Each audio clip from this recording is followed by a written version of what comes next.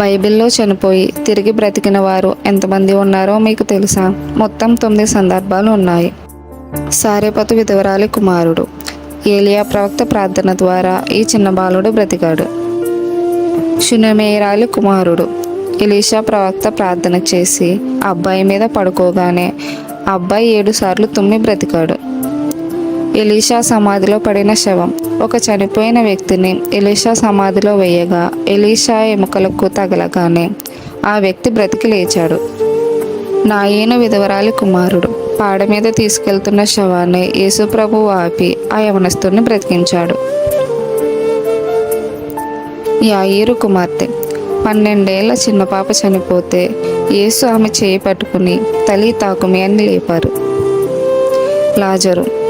చనిపోయి సమాధిలో 4 రోజులు ఉన్న లాజర్ను యేసు పిలవగానే బ్రతికి బయటకు వచ్చాడు. దోర్కా.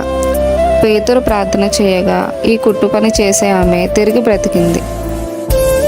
యూతుకు.